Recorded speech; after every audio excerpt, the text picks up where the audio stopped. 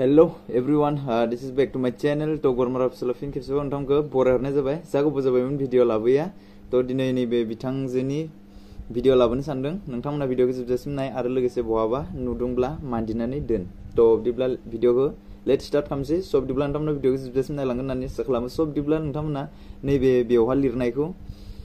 सिगांग्रो खोनासंग्रो आरोना आं फरायनानै होनि बिनिफ्राय फंनैसो खोथा बुंगोन तो बिदिब्ला नोंथांमोना नायलांबाय थागोन होननानै आसा खालामो आरो लोगोसे दिनैनिफ्राय गोदान गोदान बेबायदि भिडिअ नुलांबाय थागोन आरो नोंथांमोना जेसेबांखिनि हायो शेयार खालाम आरो सापर्ट खालाम आरो लोगोसे जाय गोदान बे चेनेलखौ साबस्क्राइब लाइक कमेन्ट शेयार खालामनो दाबाव सब बिदिब्ला नोंथांमोना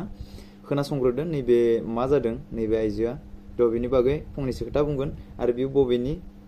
आरो बियो मा गामिनि बेफोरखौ गासैबो खोन्थालांगोन नोंथांमोना बहाबा मोनोब्ला हमनानै मोनोब्ला डाइरेक्ट मानदिनानै खानानै दोननो सब बिदिब्ला लोगोफोर आं फरायलांनि तो बेनो जाबाय माबा आरोना जायनोखि ढेकियाजुलि ओनसोलनि सिङाव थानाय थोरिबारि गामिनि जाकब बसुमतारिनि बिसि बिलिना बसुमतारिया थांनाय 26 आगस्टनिफ्रायनो गोमानानै दं जाहैबाय आरोना स बिदिब्ला नोंथांमोना खोनासं आरो लोगोसे बेनिखायनो सावगारियाव नुनाय बिलिना बसुमतारिखौ सोरबाफोर बहाबा नुसनोब्ला जानबुं नम्बराव खौरां हरनो खावलायदों दुखुथिया नखरा तारमाने मा बुङो जानबुं नम्बराव फन हरालासिनो सिगाङावनो नैबे बिथांखौ मान्दिग्रो होननानै बुंदों आरोना आंनि थिंनिफ्राय सब बिदिब्ला लोगोफोर नोंथांमोना भिडिअखौ जोबजासिम नायलां आरो लोगोसे नैबे स्क्रिनाव होनायानो आरोना तो आं स्क्रिनाव होगोन बेखौ आरो डिसक्रिप्शनावबो लिंकखौ माबाखौ होगोन जोंनि कन्टेक्ट नाम्बार बेखौबो होना होगोन सब बिदिब्ला नोंथांमोना जेरावनो मोनो बेयावनो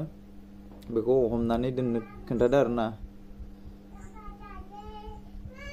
नायनानै ला मोजाङै आरो लोगोसे आं डिसक्रिप्शनावबो होनानै दोनगोन बिनि कन्टेक्ट नाम्बारखौ फन खालामबानो जाबाय आरो लोगोसे आंनि नाम्बारबो थागोन बेवहा तो बिदिब्ला लोगोफोर आं बेफोरबायदि भिडिअ लाबोयो बिराद गोबाव जाबायमोन तारमाने इउटुब चेनेलावनो भिडिअ आपलड खालामखायाखैमोन मानो होनना बुङोब्ला इउटुब चेनेलनि मेहनताबो बहुत गाज्रि आरो मोजां इजिलियैबो साननाङा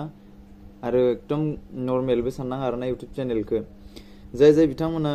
इउटुब चेनेल खुलिनाय दङ बिथांमोना मिन्थिखायो जानो हागौ इउटुब चेनेला माबायदि आरो इउटुब चेनेल खुलिनानैबो मालायनि भिडिअखौ आपलड खालामनो हायिबो बेफोरनिबो प्रब्लेम फैयो आरो लोगोसे माने आंनिया मा जानानै दं मनिटाइज जाखानायानो डिमनिटाइज जानानै दं मारै डिमनिटाइज जाखो आं जेबो मिथिया दा वाच टाइम नांगौ र' आरो बे जाब्लानो जाफिनगोन आरोना वाच टाइमा बेसेबांबा के वाच टाइम खालामनांगौ बेनि उनावनो जाहैगोन सब बिदिब्ला लोगोफोर नैबे मानसिखौ बहा लोगो मोनो हमनानै दोनबानो जाबाय आरो लोगोसे आं बेबायदि भिडिअखौ लाबोबाय थासिगोन एबारनिफ्राय सब बिदिब्ला नोंथांमोना नुनो मोनगोन आरो लोगोसे मा बुङो आंनि फेसबुक पेजनि लिंकखौबो आं नैबे बेवहा होनानै दोनगोन स नोंथांमोना जुदि मोजां नाङोब्ला फेसबुक पेजखौबो फल' खालामनानै हो आरो लोगोसे नोंथांमोनखौबो जेसेबां हायो सापर्ट खालामगोन सब बिदिब्ला लोगोफोर आं भिडिअखौ बारा गोलाव खालामनो साना बे फार्स्ट भिडिअ ना बेनिखायनो बेसेयावनो दोनथ'बाय स बिदिब्ला लोगोफोर thank you for watching next video थाबैनो लोगो मोनगोन बाय बाय